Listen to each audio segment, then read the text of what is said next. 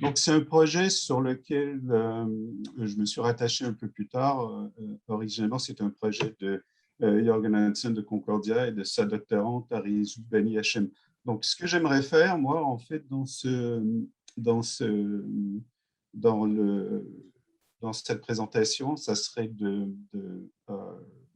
donner, disons, les faits saillants du rapport, sans aller trop dans les détails techniques, en sachant qu'il y a peut-être des gens qui sont non économistes et qui sont présents, et je pense que j'aimerais présenter l'intuition de l'ensemble des résultats. Donc, le contenu, donc le rapport, évidemment, est disponible. Donc, si je regarde, je pense qu'il serait bon, c'est de vous donner déjà une espèce de déroulé du contenu. Donc, dans le rapport, on commence par présenter une analyse descriptive, on va dire, de l'abandon scolaire au Québec. On a cru bon, d'ailleurs, de le comparer avec trois autres provinces principales du Canada, donc l'Ontario, l'Alberta et la Colombie-Britannique.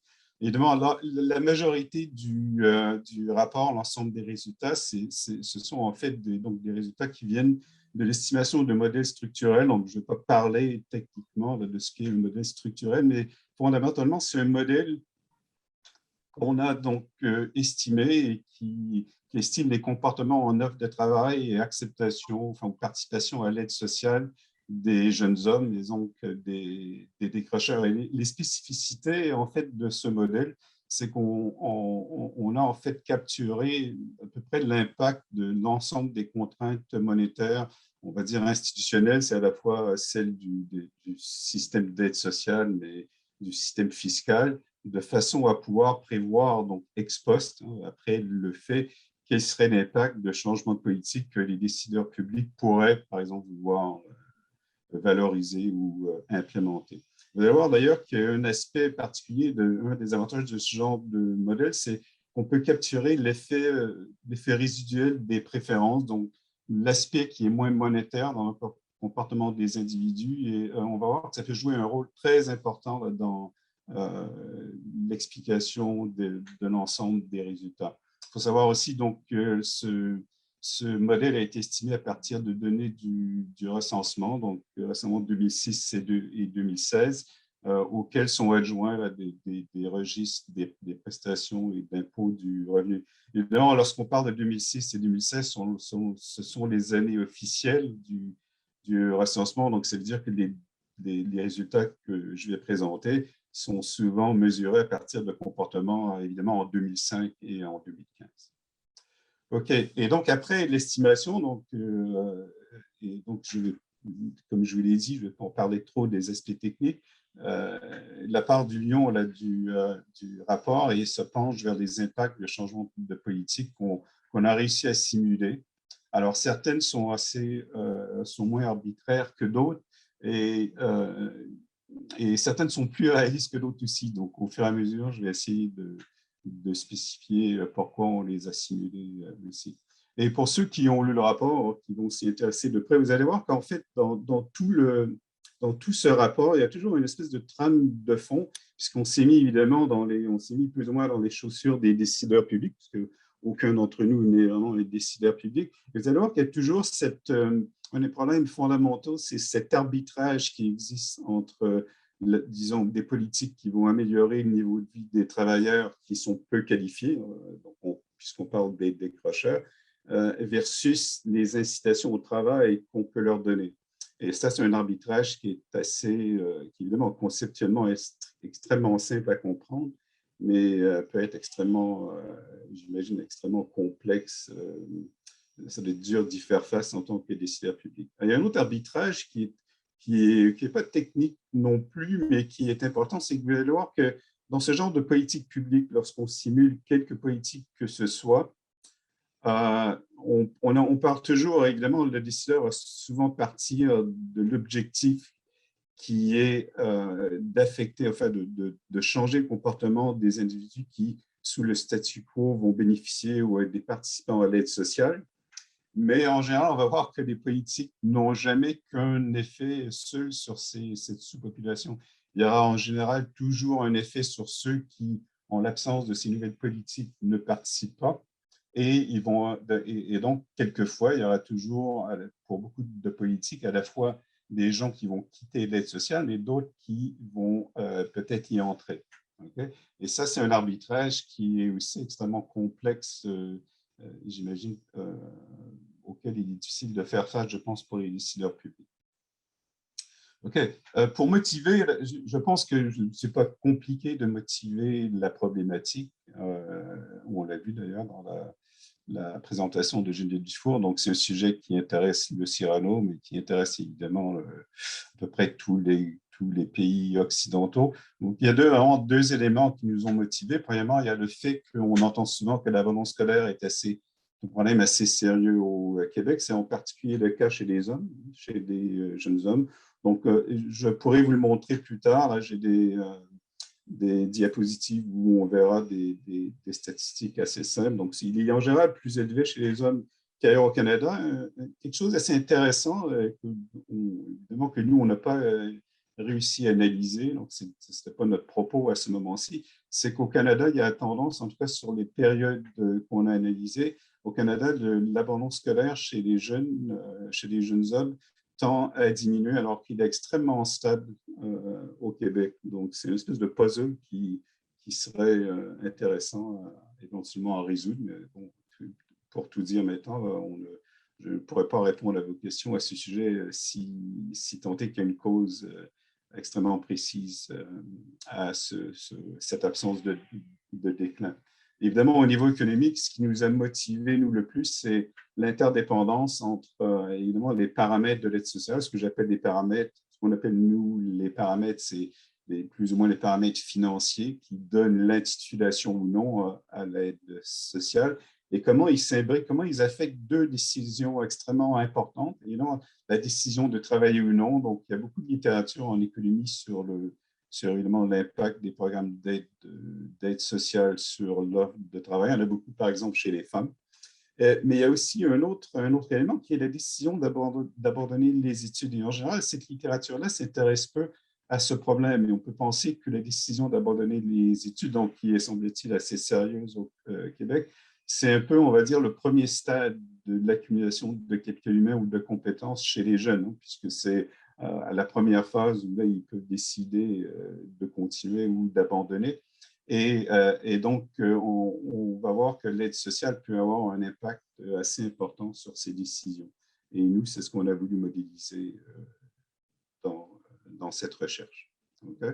Donc, et pour ceux qui vont lire notre rapport et pour ceux qui s'y intéressent et qui ne sont pas nécessairement des économistes, moi, je dirais qu'il y a 4 concepts fondamentaux à retenir pour bien comprendre l'impact de toutes ces politiques.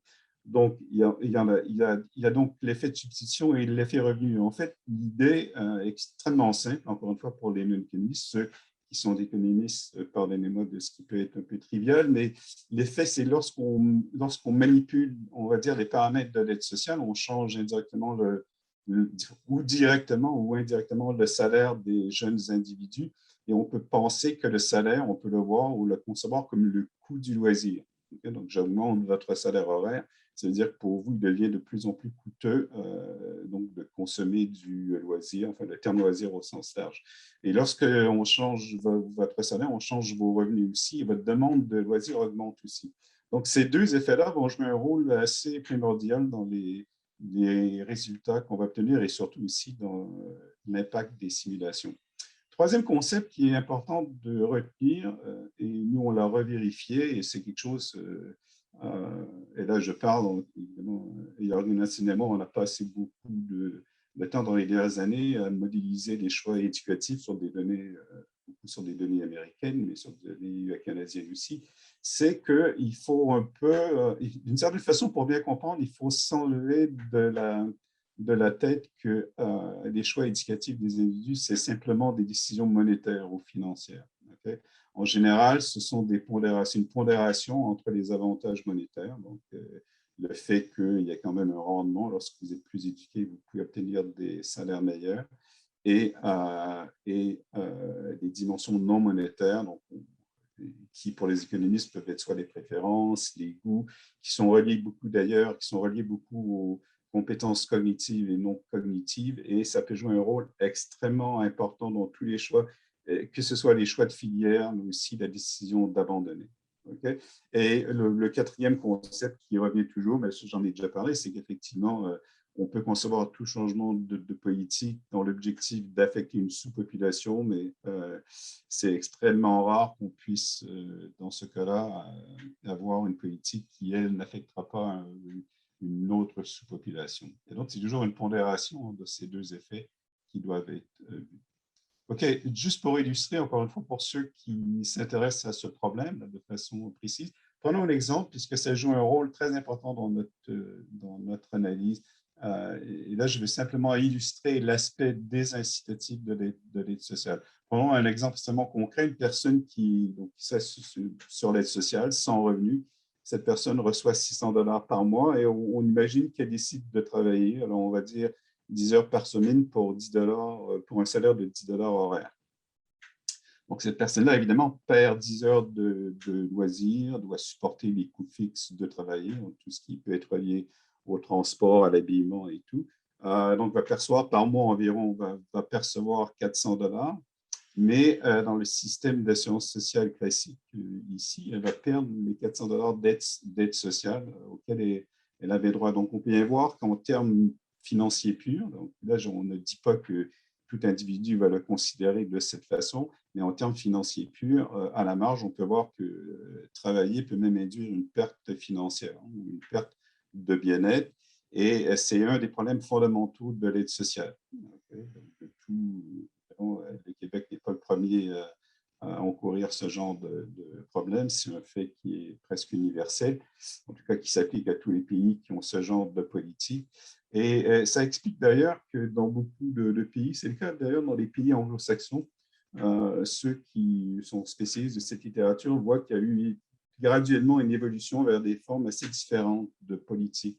Par exemple, aux États-Unis, ce qui s'appelle les Earned Income Tax Credit, toute forme de subvention salariale pour les personnes à faible revenu, de façon à plus ou moins annihiler, là, si on peut dire, cet aspect désincitatif de l'aide sociale. Et nous, on va essayer de le mesurer ici. L'aide sociale, enfin, le décrochage scolaire, qui est donc encore une fois la sous-population qui nous intéresse. Donc, c'est un problème au Québec, je l'ai dit tout à l'heure, quelques chiffres pour ceux qui veulent se rafraîchir la mémoire. Donc, on parle, par exemple, en 2016 ou en 2015, chez les hommes de 21-22 ans, dans nos données, le taux de décrochage scolaire était d'environ 20%, alors qu'il était de 8,5% en Ontario, 11% et près de 8% en Colombie-Britannique, 11% en Alberta.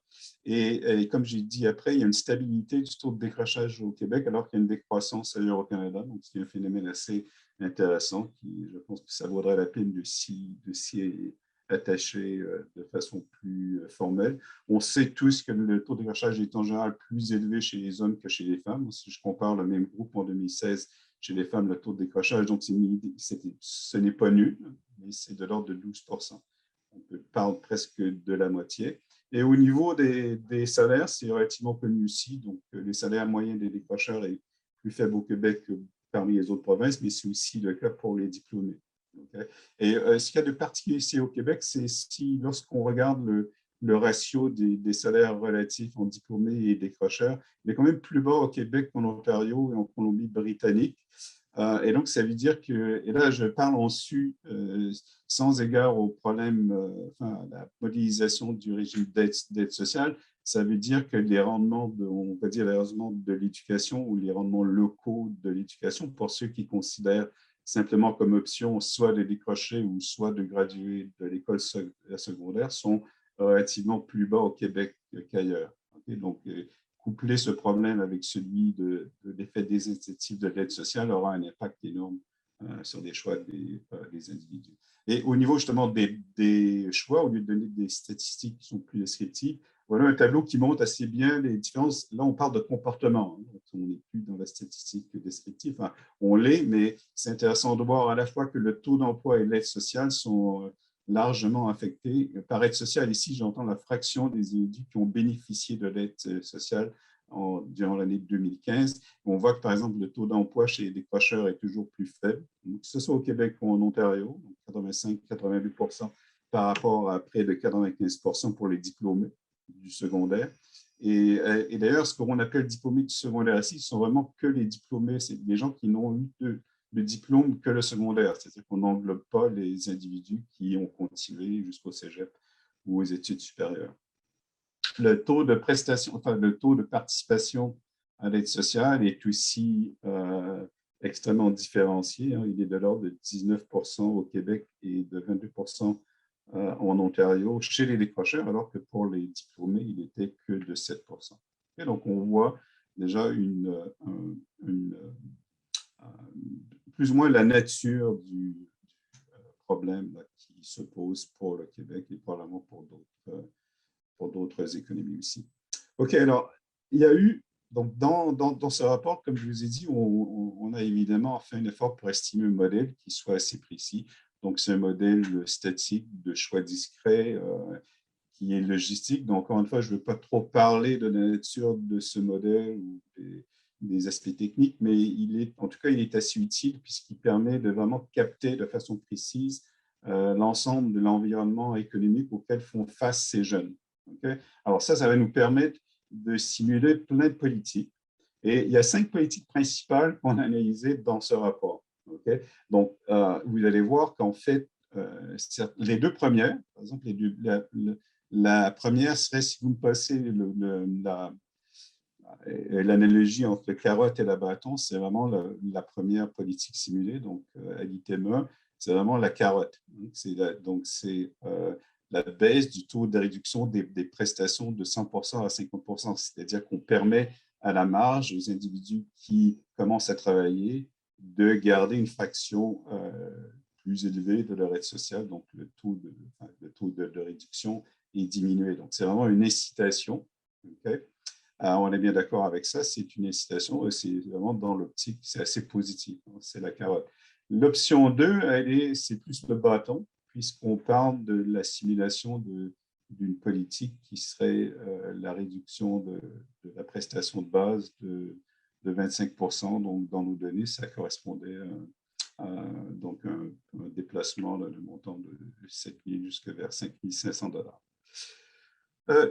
Donc, la troisième simulation est intéressante aussi au sens où beaucoup, comme j'ai dit plus tôt, beaucoup de pays, c'est le cas beaucoup de pays anglo-saxons ont été, je pense, les premiers à le faire, à aller vers des systèmes de crédit d'impôt pour les individus à faible revenu.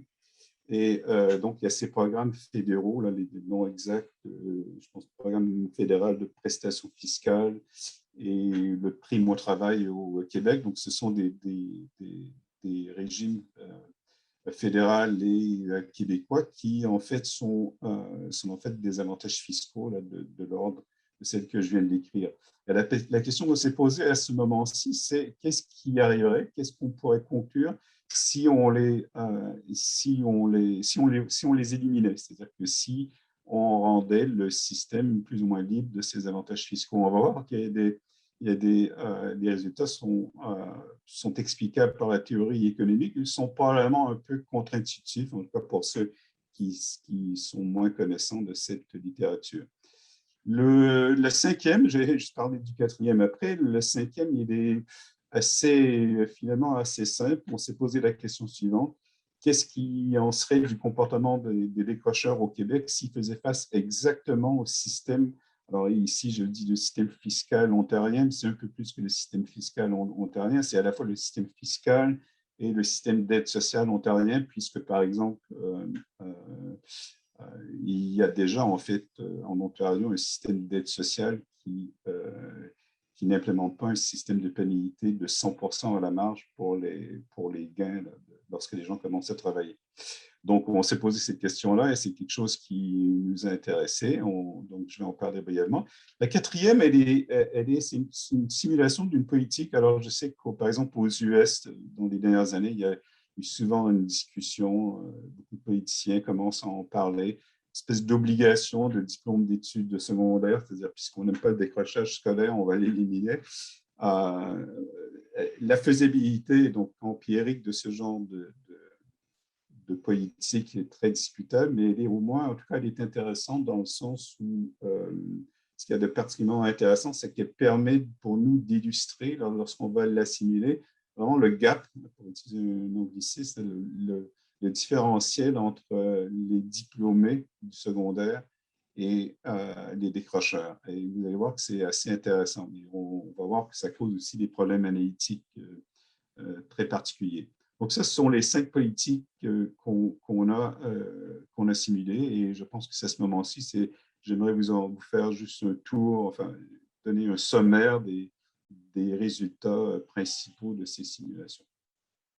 Donc, la première, donc celle que j'ai plus ou moins intitulée une espèce de politique qui commensurable avec le principe de donner une carotte, c'est celle qui, donc encore une fois, qui serait de baisser le taux de réduction des prestations de 100% à 50%.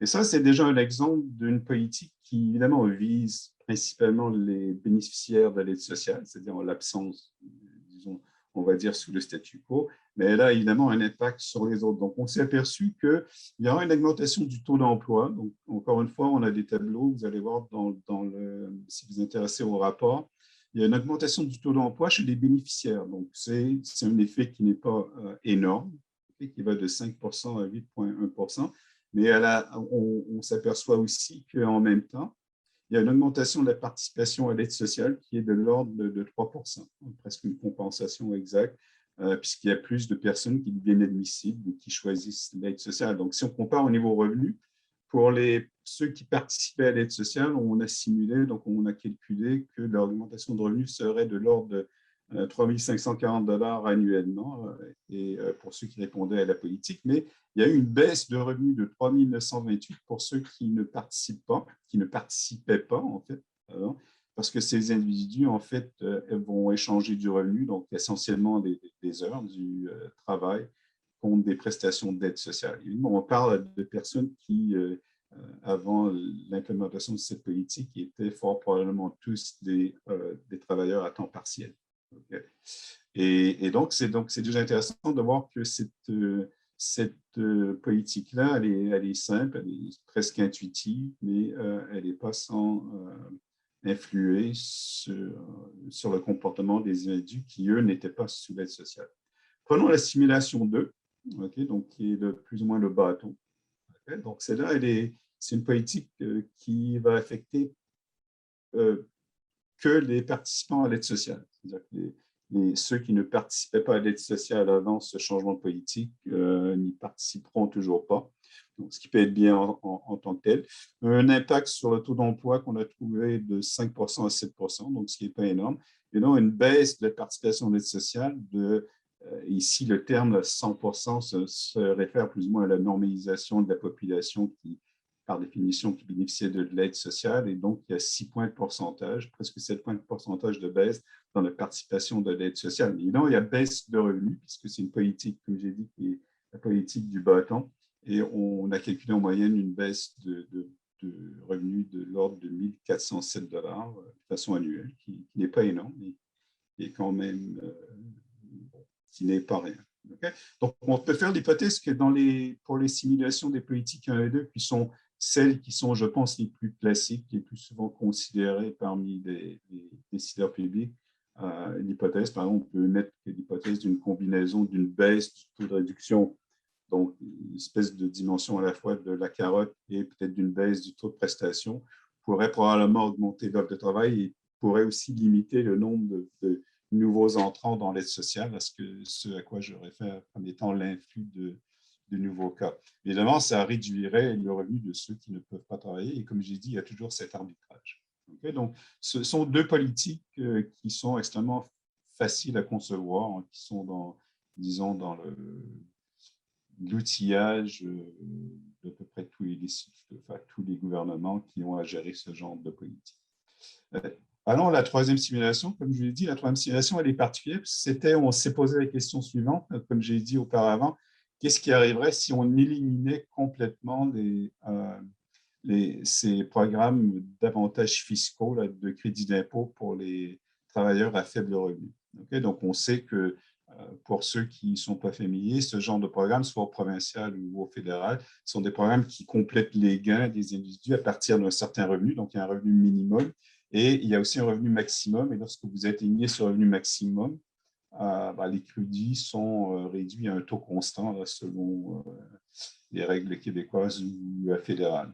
Alors, ce qui est intéressant de voir, c'est que lorsqu'on les a éliminés, on a trouvé très peu d'effets sur l'emploi et sur l'air social, mais on a quand même trouvé une augmentation assez importante des heures travaillées pour les deux groupes, pour ceux qui étaient et ceux qui n'étaient pas sur les missions sociales, avec des changements de revenus de l'ordre de, on va dire en moyenne, de 1 000 $.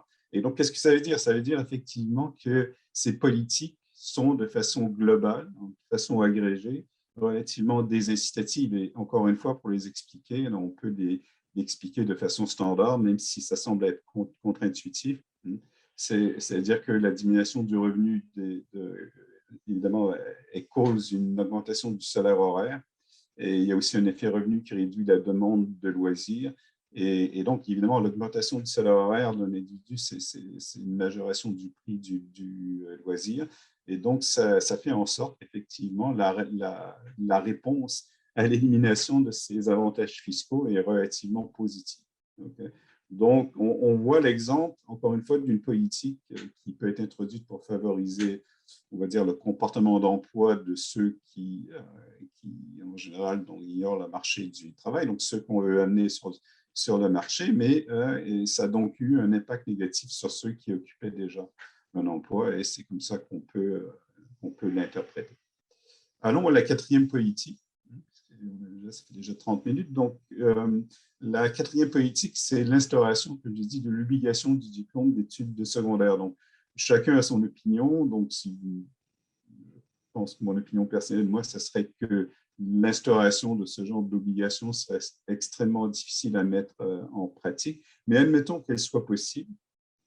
Pour le moment, l'intérêt, c'est vraiment de voir le différentiel, de voir la différence de comportement entre les diplômés du secondaire et les décrocheurs. Donc, il y a deux façons de le voir. Okay? Il y a une façon de le voir qui répond à la question suivante, qu'est-ce qui arriverait si de cette politique sortirait par magie le fait que les diplômés que les décrocheurs ferait face plus ou moins à la même fonction salariale que les diplômés du secondaire.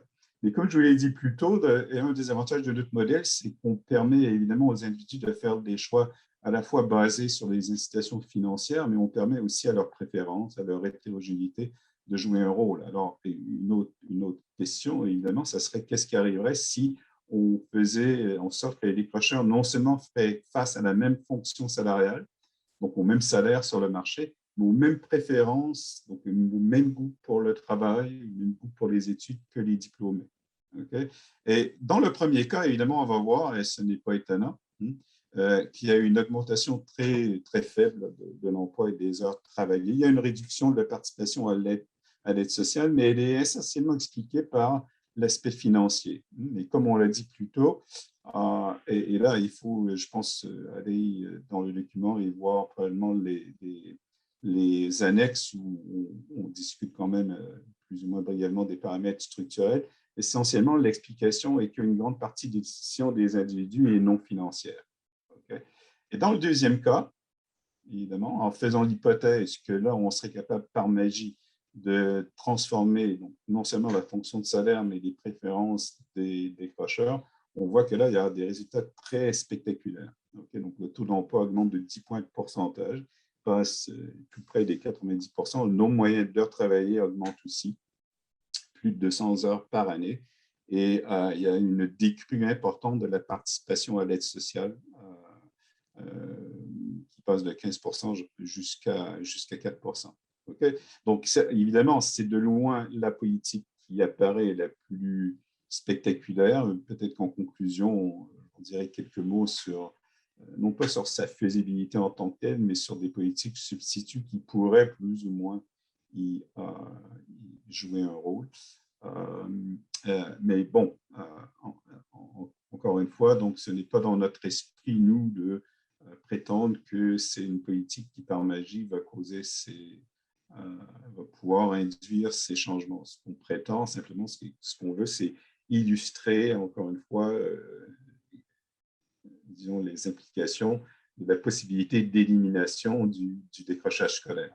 bien, encore une fois, nonobstant le fait que c'est très peu probable qu'on puisse, de façon dictatoriale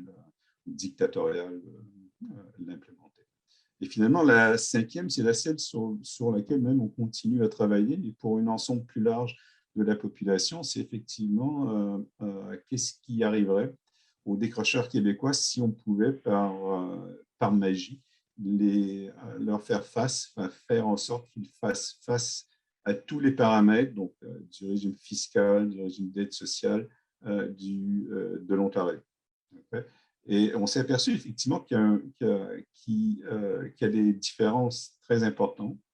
Donc, encore une fois, dans les annexes du rapport, vous pouvez voir plus de détails. L'Ontario a un système d'aide sociale quand même assez différent, qui serait considéré comme relativement plus incitatif. Évidemment, il y a des différences au niveau des politiques d'impôt sur le revenu. Il y a aussi des différences au niveau des crédits d'impôt, des Earned Income Tax Credit. Donc, en fait, tout ça fait en sorte qu'on a noté que si on pouvait transformer l'environnement québécois en un environnement ontarien, le taux d'emploi moyen pour les bénéficiaires d'aide sociale va aller de 10% jusqu'à 30%. Okay? Donc, c'est aussi une politique qui aurait un impact assez important. Donc, dans le rapport, on discute de ces simulations, on discute un peu effectivement de notre méthode d'estimation, de la problématique, et ce sont plus ou moins les 5 grandes simulations qu'on a implémentées.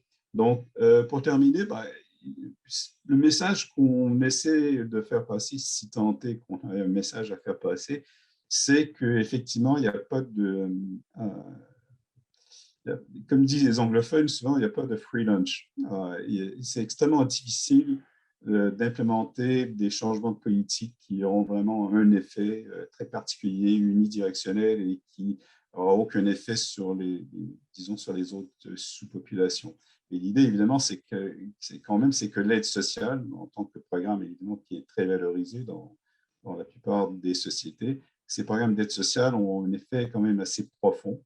Okay? Donc, on sait déjà on isole souvent leur effet sur l'offre de travail, et effectivement, l'effet des incitatifs peut être quand même assez important, mais il crée aussi il crée des désincitations sur l'offre de travail en créant une diminution des rendements monétaires de l'éducation. Ça, c'est quand même assez important.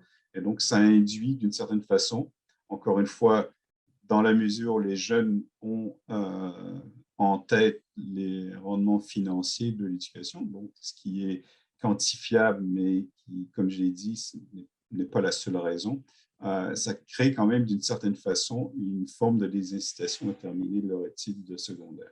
Donc, évidemment, il n'y a pas de recette magique, puisqu'on a dit que, justement, puisque ça crée une désincitation, mais que l'incitation financière n'est pas toute l'histoire, ça veut dire que ce qu'on appelle les préférences, nous, sont évidemment des variables qui probablement cachent à la fois des hétérogénéités sur les goûts, les habiletés. Il y a une dimension qui est cognitive et non cognitive qui peut être très importante.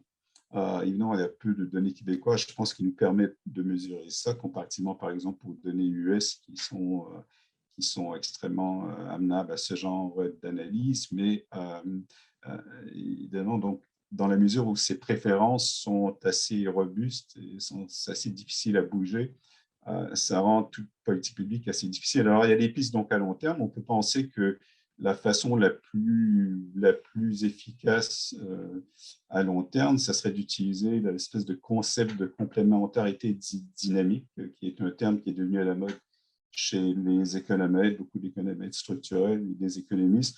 On le doit beaucoup, alors évidemment, à James Ackman de l'Université de Chicago, probablement le plus célèbre d'entre nous, mais qui, lui, milite depuis une vingtaine, trentaine d'années en faveur effectivement, du développement de politiques vers la jeune enfance, vers la petite enfance, évidemment sous le principe, motivé par des évidences empiriques qui montrent que toute chose étant égale par ailleurs, beaucoup d'investissements, une augmentation des investissements dans le très jeune âge va avoir un impact positif sur les investissements subséquents. Évidemment, dans un monde où les ressources sont limitées, il faut quelquefois avoir à choisir où les argents sont dépensés. Est-ce qu'elles sont dépensées plus vers le jeune âge ou plus vers, disons, l'adolescence ou la jeune période adulte, enfin, la période adulte initiale. Tout ça sont des problèmes politiques assez complexes, mais c'est probablement la seule façon de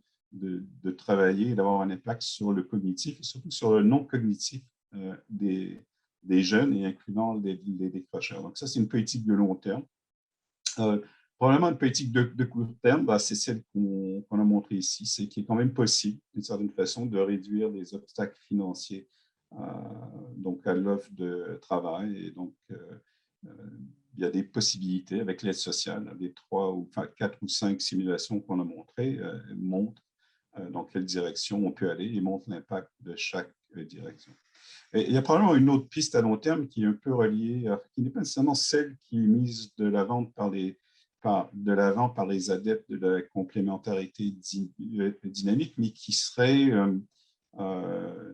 le développement, en tout cas l'amélioration du système d'apprentissage. Et moi, de façon pratique, puisque ça fait une vingtaine d'années que je suis en Europe, j'ai eu la chance de travailler plusieurs mois par année en Allemagne. Et évidemment, l'Allemagne a beaucoup moins de problèmes, en tout cas pendant une longue période, d'abandon scolaire que beaucoup d'autres pays, que l'ensemble de tous les autres pays presque.